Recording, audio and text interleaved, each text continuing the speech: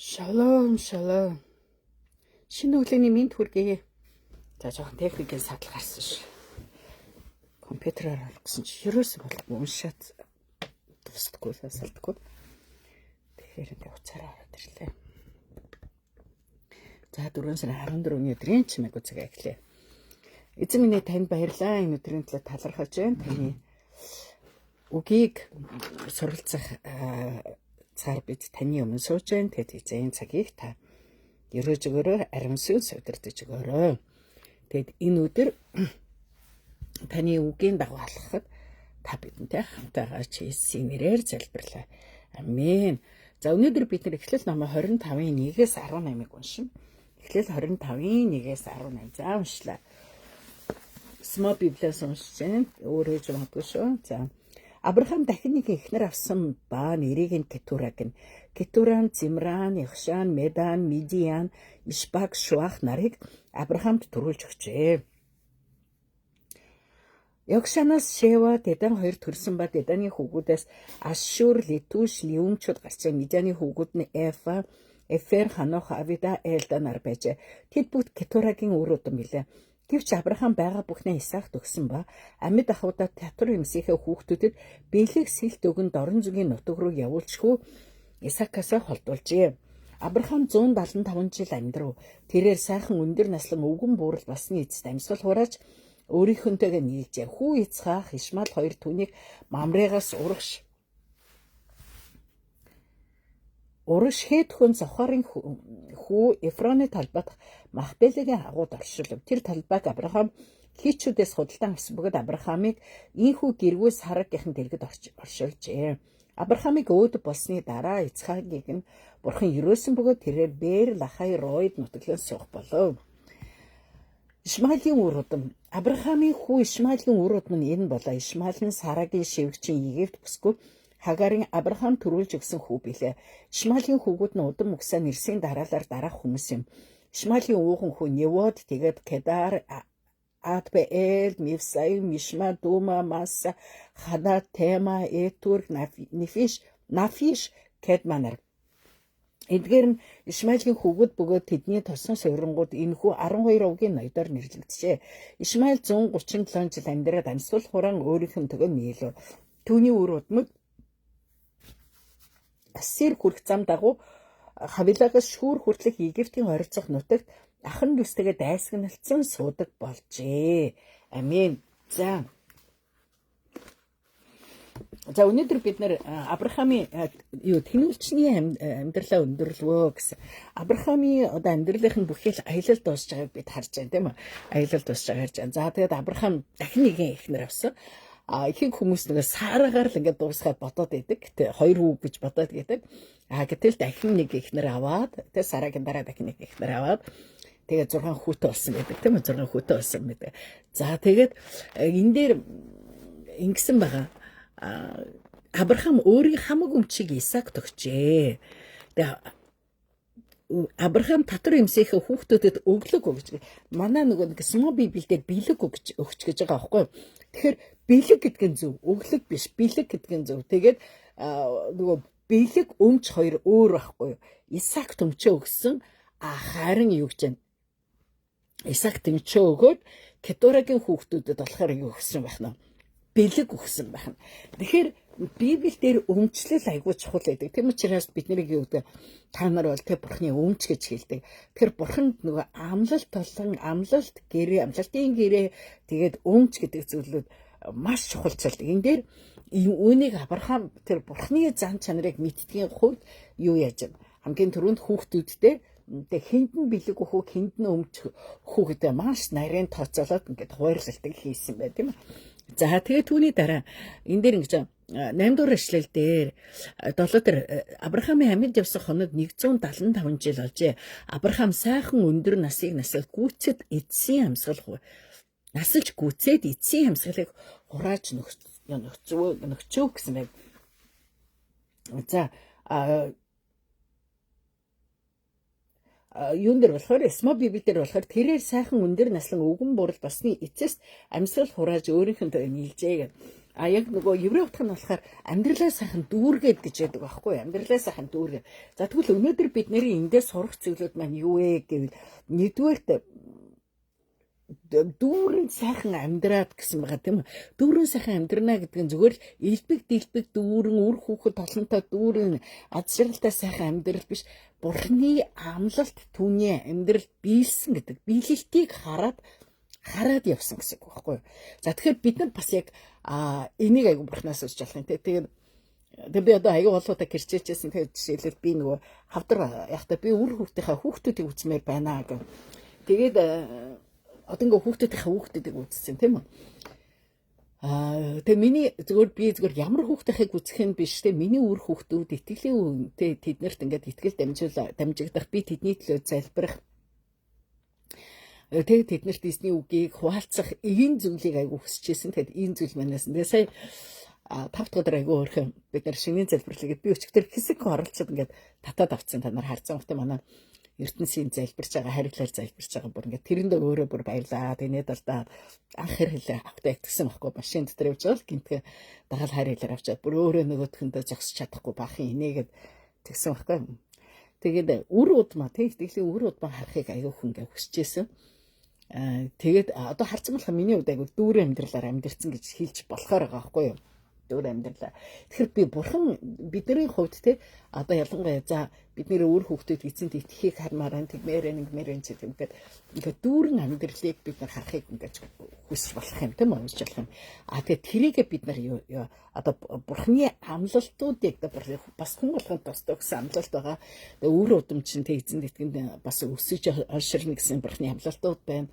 Амлалтын газар орно гэсэн тэр нь юу гэхээр бүр яг одоо эцсийн мөчөд мөнхийн улсад орох тэр итгэлийн тухай байгаа. Тэгэхээр тэр итгэлээр өөрөө бүрэн баталгаажаад тэгээд үр удамдаа энийг дамжуулсан энэ гайхалтай амжилтын амьдралыг үүсгэх нь бол бид нэр дүүрэн амьдарч байна гэсэн. Тэгэхээр энэ зарим хүний залуудаас ч энийг харж болно, зарим нь ахмад наснаас харж болно тийм ээ. Зарим хүн за бурхны зарим амлалтыг үзэж чадахгүй явчих болзошгүй юм байна. За тэгвэл Авраамийн хувьд бол амлалтыг бүрэн дүүрэн үзээд явсан гэсэн ийм утга байгаа. За тэгээд бурхан Авраам дамснаа биелүүлсэн бас Хагаар дамснаа биелүүлсэн тийм үү? Хагаар дамснаа биелүүлэхдээ бурхан яасан түүний хүүгээс тэгээд хожим ноёд гарна гэж хэлсэн байгаа тийм үү? Ноёд гарна гэдэг. Тэгээ үнэхээр 12 ноёд гарсан байгаа. 12 овг болоод 12 ноёд гарсан. За тэгээд бид нар эндээс Авраамийн маш чухал зүйлийг харах хэрэгтэй. Одоо бид нар өчигдөр уржигдэр ингээ 2 өдөр Авраамийн бол ямар итгэмжтэйгээр тийм эзний юунаас зурж ингэж хариулж байгааг бид эзний үгээс зурж байгааг бид харсан шүү дээ. За тэгвэл тэр нь өнөөдөр тэгвэл бид нар харах юм бол Авраамаас сурсан зүйлүүд байсан байна гэдгийг харж болно. За Авраам яасан гэхээр Авраам одоо яг ингээд амьдралаа дуусгахдаа тэр амлалтын бурхны амлалтын гэрээг өөрийнхөө үр удам дээр айгүй гайхалтай хамгаалж байгааг бид харж болж байна тийм үү. За нэгдүгээр бурхны амлалтын гэрээнд айгүй чухал зүйл юу вэ гэдэг тэгвэл бурхан тэр нөгөө нэг амлалтын гэрээнд одоо нэгдүгээрт юу гэхээр өмчөө хуваарлсан байна. Өөрөөр хэлбэл яг бурхнаас одоо өгсөн тэр өмч буюу нөгөө зөвхөн одоо Авраамийн үр удмыг Авраамийн гэрээний амлалтын хүү бурхны амлалтын хүүд өгөх ёстой зүйлийг өгч байна. Тэгээд бэлэг өгч чинь тийм. Энэ бол ингээд амлалтын гэрээг хамгаалж байгаа зүйл байхгүй. Хэрвээ Авраам энэ зүйлийг хийхгүй явцсан бол нас орсон бол түүний хардалт маш их ингээд эд хөрөнгөний зөрчлүүд гарах байсан тийм ээ. Эд хөрөнгөний зөрчлөө. Тэгвэл тийгээгүй харин Авраам яасан бохно. Энэ бүхнийг маш нарийнаар одоо та нар боддоо 6 дээр чинь 8 хүний тий Кетурагийн 6 хүүхэд дээр Ишмаэл Исаак ингээд 8 хүний хооронд одоо өмчийн юм айгуу том асуудал үүсэх байхгүй юу? За тэгтэл энийг хийсэн байна. За тэгээд тэрний дараа нэг оршуулгын газрыг бэлтцсэн байсан тийм үү? Оршуулгын газрыг бэлтцсэн байна гэдэг нь бэлтцсэн байсан. Тэгэхээр яг тэр газартаа очиж байна. Яг тэр чинь нөгөө тайлбарласан шүү дээ. Сараг оршуулгын газар бол яг бурхны амлалтын газар л хамгийн анх одоо ингээд тавигдж байгаа ийм зүйлээ хөл тавьж дандаа нүүдэлжсэн бол яг Сара хэлж тавигдаа. Тэгээ одоо Авраам тавьж байгааг бид харж байна тийм. За тэгэхээр амлалтын газар руу хөл тавьцсан гэсэн үг. За тэгэн гутла ерөөлийг шилжүүлсэн тийм үү? Ерөөлийг шилжүүлээд тэр юу гэхээр одоо үр удамд Исаакта тийм Исаак бүх зүйлээ ингээд өгж байгаа энэ ерөөл бас үр удамд ерөөл ингээд шилжүүлж байгааг бид харж байна. За тэгээд юу гэж бас удам ухсааны ялгарлыг гаргаж байна. За одоо энэ цагаас эхлээд бид нар ингээд Ишмаилийн удмын хүүгүүдийн тухай гараад тэгээд одоо ингээд бид нар яг Авраамийн дараа Исаакийн удмын одоо яг удмын тухай бид үзсэн. Тэгэхээр Авраам, Исаак, Яаков гэдэг бид нар гурван хүний тухай эхлэл ном маш чухал ингэж хувааж үздэг тийм үү? Яг нөгөө амлалтын гэрээний хүүгүүд буюу Израилийн аавууд гэж хэлдэг тийм үү? За тэгээд өчигдөр бид нэр Ребека дээр үзсэн. Ребека Сарагийн майханд оруулсан гэдэг нь Ребекагийн нөгөө Сарагийн тэр ерөөлийг Ребека авсныг, Авраамийн ерөөлийг Исаак авсныг бид ингэж харж байгаа. За энэ бол аюул чухал байгаа удам усааны хуваарлалт энэ аюул чухал. За тэгэхээр бид нар за нэгдүгээр өмч гэдэг чинь тэг бэлэг болон өмч гэр яг бурхны амлалтын тэр юу тэгэхээр өнөөдөр бурхан тэг хүн төрлөختнийг ерөөдөг тийм үү? Ерөөхдөө бурхан өөрийнхөө хүүхдүүдэд өөртөө тгсэн хүүхдүүдэд онцгой ивэл буюу онцгой ерөөл тэгээд тэн дээр өөрийнхөө хүүхдүүдэд миний өмч гэж авдаг. А энэ дэлхийн хүмүүст өгч байгаа ерөөл адилхантай тэд энэ дэлхийн бурханы бүтээсэн байгаль дэлхийгээс тэд агаарыг амьсгалан байгалийн бүтээгдэхүүнүүдийг хэрэглэн тэ энэ дэлхий дээр энгийн ерөөлөөр ерөөгцэн бурхны хүн төрлөختний ерөөсөн ерөөл дотор оршиж байгааг бид харж байна. За тэгээд түүний дараа тэгэхээр бурхны өмч бол өөрөө тийм учраас бид нэрийг бурхан өөрийнхөө өмч гэж хэлдэг тийм үү? Итгэлийн хүмүүсээ өмч гэж хэлдэг. За дараа нь оршуулгын газар гэж. Оршуулгын газар гэдэг чинь мөнхөд орших байх газар. Буюу бурхан өөрийнхөө сонгосон хүмүүсээ тийм үү? Мөнх буюу мөнхийн амьдрах тэр диваажинг мөнхийн орныг бэлдсэн байдаг. Тэгэхээр бурхны амлалтын гэрээний дага алхасаргад мөнхийн оронд орноо. Энийг бэлдсэн байгаа. Харин нөгөө нэг бэлэг авсан бурхны амлалтанд ороогүй бурхны өмч олоогүй хүмүүс бол мөнхийн уст орж чадахгүй гэсэн ийм зүйл байгаа. За тэгэхээр энийг оршуулгын газараа бэлдсэн гэж байна. Тэгэхээр бид нар ч гэсэн яг оршуулгын газараа бид нар бэлдсэн хүмүүс байхгүй юу? Тэгээ хүмүүс тэгэхээр одоо айл газар нутагт биш бид нар хожим хань очихтол бид нартай мөнхийн улс руу явна. Бидний өргөхөд бидний мөнхийн улс доо энэ амьдралд усахад бид мөнхийн улс руу явна. Өөрөөр хэлбэл бидний оршуулгын газар тодорхой гэсэн үг байхгүй юу? Ийм байгаа. За энийг нөгөө нэг одоо энэ оршуулгын газар гэдгээр Махбелаг оршуулсан гэдгээр нь хэлж байна. За тэгээ түүний дараа ерөөл шилжиж байгаа. Авраамыг өвд болсны дараа түүнийхөө Исаакийг бурхан ерөөл Исаак Бээр Лахай Ройн хавцаа нутаглан суух боллоо гэж байна. За тэгэхээр Исаакийг бурхан ерөөсөө гэж байна. Тэгэхээр бурхан амлалтын гэрээнд байгаа хүмүүсийн үнэхээр онцгойгоор ерөөдгөө. Тэгэхээр бид нар ингээд үргэлжлүүлээд Исаакийн Яаковын амьдралыг үзэх юм бол тэд ямар гайхалтай ерөөгчнийг бид харж байна. За тэгээд удам ухсааны ялгарлаж байгаа. Тэгэхээр өөрөөр хэлбэл бурхны хувьд итгэж үл итгэж гэсэн ийм удам ухсаа байдаг. Тэгээд тэр тусмаа яг нөгөө бурхны өв болсон амлалтын хүүхдүүд болсон тэр удам ухсаа бол бурхан үнэхээр маш их анхаарал тавьдаг. Бурхан энэ зүйл дээр бүх зүрх сэтгэлээ зориулдаг гэдгийг бид харж байна. За тэгээд бид нэр 16 дээр харах юм эдгээр нь Ишмаилийн хүүхэд байсан бөгөөд за ингээд 13-аас 12 овгийн нэрийг хэлж байгаа. Тэгээд энэ амьдралын жилүүд 137 жил болсон бөгөөд тэрээр амьсгал хураан өөдөөж өөрийн өвд эцэд одоо. Тэгээд тэд Ассир хүрэх зам дагуу Египтийн цөөн хөнцөгт орших Хавилагаас аваад шүүр хүрлэх газар нутагт оршиж ах дүүс хоорондоо дайсагналцсан суужээ. За Ишмаилийн үр удмыг тэд хоорондоо ах дүүс хоорондоо дайсагнаа гэсэн ба. За нөгөө 12 овогч хоорондоо дайсагнах нь шүү дээ. За тэгвэл энэ нөгөө нэг газар нутгийг онцгойлон хэлж байгаа энэ цаг үед бид нарт аюул чухал зүйл байгаа. Тэгээд энэ нь юу гэхээр Авраамийн одоо бүр удам Исаакийн яг тэр өвлж авсан газар болохоор яг Авлагийн Израиль нутаг байхгүй юу? Харин Ишмаилийн өвлж авсан нутаг нь болохоор Араб Египтийн цөөн хэсэг тэгээд Арабын хог орчдөг байхгүй юу? Арабын хог. За тэгэхээр энэ газар нутгуудаар ингээд явж байгаа зарим хэсэг нөгөө би танарт бас ярьжсэн санаж байна Югослав юу энэ төр гэдэг Европ руу жоох ингээд ороод ирчихдэг нүүдлээд явж байгаа. Тэгээд тэд нар бол Ишмаилийн үр удам гэж явдаг. Тэгээд ер нь нөгөө исламын шишинтэй орны хүмүүс маш их хоорондоо дайсагналцдаг тийм үү? Уг нь бол өөрөөсөө исламын шашнаа бол юу гэж хэлдэг вэ гэхээр айгүй амарлангийн амар тайвны шашин гэж боддог итгэдэг тийм хүмүүс зөндөө байдаг ч гэсэн тэгээд юу хэлдэг. Тэгээд арабаас одоо яг юу гэж шүү дээ исламын шашин чи одоо арабд исламын шашны одоо гол төв байгаа. Тэндээс одоо исламын шашин маш их ингэж одоо бусад газрууд руу тий түгэхэд хөрөнгө оруулалт хийдэг ийм зүйлүүд болдгоо. За тэгээд ер нь нөгөө исламын орнуудаар явж байгаад нөгөө москт н орох юм бол хамгийн томор ингээд айгүй томор Исмаилийн үр удмын ургийн бичиг гэдэг ингээд тавьсан байдаг. Бүр ингээд салаалуулаад энэ 12 авгаа сайлалал яс гэдэг ингээд тэгээд одоо өөрсдөө бид нар бол Исмаилийн үр удам гэж ингэж үздэг. Гэхдээ тэд нар ингээд Библи уншаад бид нар бол гэрээний хүүгүүд биш юм байна. Бид нар бол өвзө олгомжлагчд биш юм байна гэдгийг ойлгодоггүй. Эсвэргээр харин бид нар өөрсдөө юу гэдэг яг жинхэнэ бурхны үр удмаа гэсэн ийм юутай байдаг. За юм байна. За тэгэхээр өнөөдөр бид рүү хэлсэн тийм үү?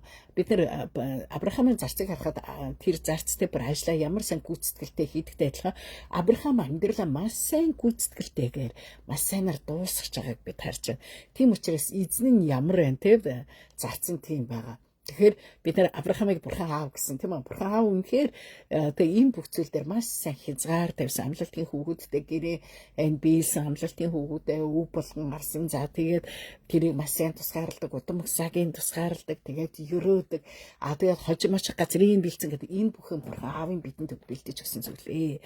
За тэгэхээр чуулган бас өчигдөр бид нар Авраамын зарцыг бол чуулганаар илэрхийлдэг. Зарцаар чуулганыг илэрхийлдэг. Чуулган ч гэсэн тийм үү маш сайн ер нь нөгөө Библиэлд тусгаарлагдах гэж үг байдаг. Тусгаарлагдах гэдэг нь эзний хүмүүстэй зөвхөн бүр тустай зүгээр одоо ингээ орон байрчим орон зайг хувь тусгаарлагдах биш. Амьдрал нь үнэхээр өөр байх тухай тийм үү. Амьдрал хандлага бодол бүх зүйл нь өөр байх тухай ариун байдлаараа тусгаарлагдах тухай ярьдаг. За тэгэхээр ариун байдлаараа бид нар үнэхээр энгийн одоо эзэсэнд итгэдэг хүмүүсээс өөр байх ёстой юм аа. Энэ тухай хэлж байгаа. За тэгэхээр чуулган болсон бид нар яг үнэхээр Авраам эцэг шиг бид нар түүнийг яг дуурайж бид нар бүх зүйлд одоо яг ийм бэлтгэлтэй зөв хуваарлалттай юм байдаг. Ер нь энгийн амьдрал дээр ч гэсэн ийм зөрчлүүд маш их гардаг одоо ялангуяа хийннэгэн эрэгтэй хүн аюу ячдаг штэ.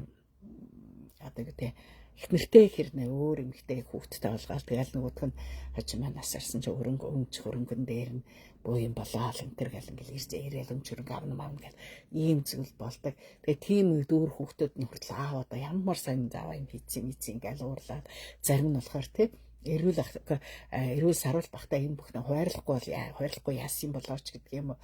Ийм зүйлүүдийг хийдгээ. За тэгэхээр бидний хувьд болохоор юу вэ? Үнэхээр бид нар Авраамаас суралцах зүйлүүд байна. Бид нар зөв зэгцтэй амьдрах хэрэгтэй.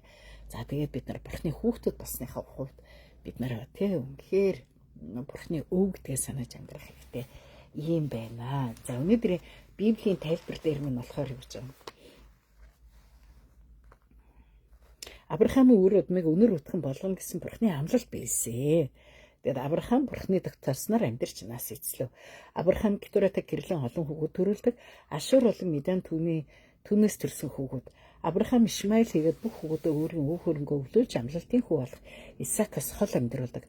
Авраам Ишмаилыг төрүүлж мөн өөр хүүгүүд төрүүлсэн гэдгийг Библи онцлогдгүй боловч эцэг нэгтэй хатуусын дунд зөрчил үргэлжилсээр энэ хүү үл хэвлэрэл дараа үед хүртэл үргэлжлэв. Гэвч энэ мэд хүмүүсийн сул дорой байдлаас үл хамаарч бурхны амлалт итгэмжтэй биелсээр байлаа. Авраам тэмээчний амьдралаа дуусгаад хорвоог орхисон ч бурхан Исаак, Ишмаил бусад хүүгүүдийн ч өнөр өтгөн болгосоор байлаа.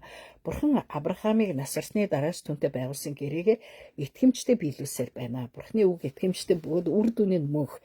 Тиймээс өнөөдөр миний хувьд нин төрөнд тавих зүйл бол эзний үгэнд дуулууртай байх явдал юм аа. Надад очих сургамж юу вэ? Авраамын хүүгүүд нэг удмынхаа хэрнээ сөргөлтөнд тэмцэлцээр байна. Өнөөдөр ч бидний хамт олонтойгоо сөргөлтөнд тэмцэлтэж буй асуудал юу вэ?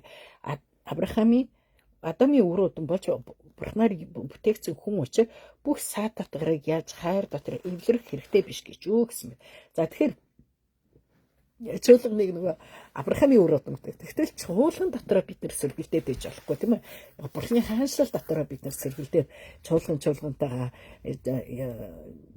манай чуулган өөр чуулган тас гэх юм те чуулгантайгаа эсвэл итгэж хоорондоо сэргэлдээд байж болохгүй.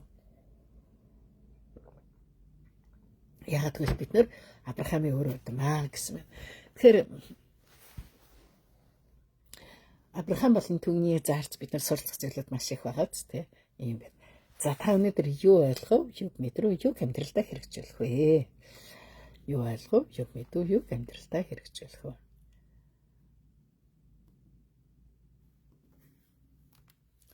За дэлхийн төлөөх залбирал өнөөдөр бид нар хойд төв хятадын төлөөх залбир гэж байна. За хойд төв хятад Хэбэ, Шанси хоёр хотын захиргаа Бээжин, Тянжин энэ Шанси гэдэг хоёр байгаа нь айгүй бол дуудлага нь Шанси гэдэг ч юм уу тийм баг тэгээ дөрөв юм юугаар дууддаг шүү дээ тийм. За Бээжин, Тянжин орж байна. Тэгээд хойд төв хятадын 170 сая гаруй хүн ам амьдардаг бөгөөд хятад тийм. Тэдний 8 орчим хувь Христ итгэгчид юм а. Хятад улсыг Бээжингээс удирддаг энэхүү асар том хүн ам болон тэдний мэдэлд байгаа мэдээлэлд коммунист намын хяналт улам бүр чангарч байгаа л да. Үндэсний удирдагчид ард түмний сайн сайхны эрэлхийлгийг залбираараа Бээжингийн баялаг нөлөө нь хөдөөгийн сая цагаачтай мөн хятад болон дэлхийд даяар бизнес эрдэм шинжилгээний тэр хүмүүсийг татдаг гэсэн мэт. За хамтдаа залбирая. Эзэн минь ээ өнөөдөр бид Авраамаас суралцж байна. Эзэн Авраам үнэхээр үр удмаа маш сайнаар тусгаарлан өвийн өгч бэлгийг өгч тэд бас өв залгамжлах тэр амлалтын хүүгээс тэднийгээ тусгаарлаж байгааг бид харж байна. Эзэн минь бид бас бурхны өв бид нар бурхны хүүхдэд басны хувьд бид нар энэхийн бурхангүй хүмүүсээс өөрөөр ариунаар тусгаарлагдаж амьдрахад эзэн биднийг удирдаарай гэд бид энэ дэлхийн хүмүүстэй адилхан биш харин бид нар үнэхээр бурхны хүүхэд бурхны өв залхамжлагчдын тэр амьдралаар амьдрахад эзэн биднийг удирдаарай гэд бид бас сэтгэлийн амьдралаа дуусгахад энэ амьдралаа дуусгахад бид Авраам шиг бүх зүйлээ маш нарийнаар сайнаар зэгцлээд явхад эзэн та биднийг удирдаарай. Аваад бид энэ цагт танд урган залбирч байна. Бид бүгд найрамд хятад улсын хойд төв хойд хятад Хэбэ, Шанси тэгээд Бээжин, Тянжин энэ газруудыг танд өргөж байна. Энд байгаа хүмүүс үнэхээр эзний дотор өөрчлөгдсөн ерөөгц амьдралаар амьдрах болтугай эзэ. Тэгээд тэднийг та өөрчилж өгөөрэй эзэ. Тэгээд тэдний дотор үнэхээр цоошин эзний хилчилтүүд, эзний гэрэл тусч, эзний сайн мэдээ энэ газар түгэн тархаж олон хүмүүс эзэнд итгэх болтугай. Тэгээд бас хөдөө орон нутгаас ирж байгаа цагаачд болон бас бизнесийнхээ эрдэм шилгээний тэр ажилтнуудын төлөө төв газрыг бaraатж байгаа. Тэр л хүмүүсийн төлөө эзэн залбирч байна. Тэд итгэлийн хүмүүстэй нэгдэж эзэнд итгэн өөрчлөгдөх болтугай. Бид Иесус Христийн нэрээр Хятадын төв хойд газар нутгийн хүмүүсийг өрөөж байна. Бид Иесус Христийн нэрээр бид Израилийг өрөөж байна. Бид Иесус Христийн нэрээр бид Монголоо, бид Хойд Солонгосыг, бид Афганистаныг танд өргөж байна. Бид өөрсдийнхөө амьдралыг танд өргөж байна эзэн. Тэгээд бид бас үр удамдаа яг Авраам шиг байж бид бурхны өмнө дуулууртайсан Авраамийн тэр гайхалтай дуулууртай итгэлийг үр удамдаа өвлөн дамжуулахад эзэн та бидний итгэлийг та харж өөрчилж сургаж өсгөж өгөөрэй. Есүсийн нэрээр залбирч байна. Амен. За тунхаглах ишлэл. Эзний уулууд хэн авирч болох вэ? Ариун газарт нь хэн зогсож болох вэ? Цэвэр гартаа ариун зүрхтэй хуурмах хосон сэтгэлээ өргөөгүй худал тангараг тавиагүй нь буюу тэрээр эзнээс ерөөлийг авралынхаа бурхнаас зөвхт байдлыг хүртэх болно. Дуулал 24-ийн 3-5. Амен. За цээжлэх ишлэл. Бүхий зүрхээрээ эзэн дэтийг өөрийнхөө ойлголтод бүтвшгэл алхан бүрдээ түүнийг таньж мэд амьдралын замчин тэр шулуун болгоно. Сургаалт төгс 3-5-6. Амен. Амен. За. Би өчтөр энэ баруун талын давталт ийм нэг ирээ юм юу тагс энэ ташиг хүмүүс. Хятадд аюул сонирхолтой ийм ташиг хүмүүс байдаг. бас яг ийм үстэ бас нэг ийм ногоон хар цагаантай тэр ийм нэг босоо судалтай уцууд өмсдөг шүү дээ тийм байна. Тэгээ хятад бол нэр үнэхээр олон үндэсний ганцаа. Тэгээ дэлхийн нөгөө илгээлтийн Cold Wall гэдэг конференц явдаг. Тэгээ тэр конференц дээр сайн мэдээ хүрээгүй үндэстнүүдийн нөгөө чагсаалтыг гаргаад түүнийг өвлж аваад тэгээ залбирдаг байхгүй. Тэгээд ер нь сайн мэдээ хүрээгүй одоо үндэстнүүд хамгийн их байгаа газар хятад тэгж байгаа байхгүй хятад. Тэгээ тэр дунд тэр жагсаалтын дунд миний сонирхлыг татсан нэг жагсаал нэр байсан юу гэхээр хойд солонгос дахь монголчууд. Сонин багаас хойд солонгос дахь монголд хүмүүс сайн мэдээ хүрээгүй гэдэг ч. Тэгэхээр хойд солонгос нэгдэх юм бол одоо бид нэр хойд солонгост байгаа монголчууд ерэн хайж очиод тэдэнд сайн мэдээ тааравал тийм үү? Ийм ба хойд солонгосын монголчууд гэж хэлсэн. За тэгээд би яг тэр өдөр нөгөө бурхнаас бурхан минь би яг ямар үндэсний төлөө залбирах вэ? Би ямар юу ах вэ гэж яхад мартчихжээ. Тийм хөө үндэстэй билээ дээ. Тэгээд курдүүд гэсэн курдүүд курдүүдийн талаар гэдэг ийм гарч ирсэн. За юм байна. За тэгэд эзэн үнэхээр энэ ард түмнийг өрөөх болтгоо тэгээд эцтэй энэ жижиг ялангуяа маа сонирхолтой уламжлаа хадгалсан энэ жижиг үндэсний ястангууд бурхан өрөөх болтгоо. За тэгэд энэ өдөр таны ажил үйлсийг эзэн өрөөг тэгэд өнөөдөр үнэхээр онцгой өдөр байх болно. Өдөр бөгөөд өнгөлөг хэрэг бөгөөд талархалтай байгаарай баяртай эзэн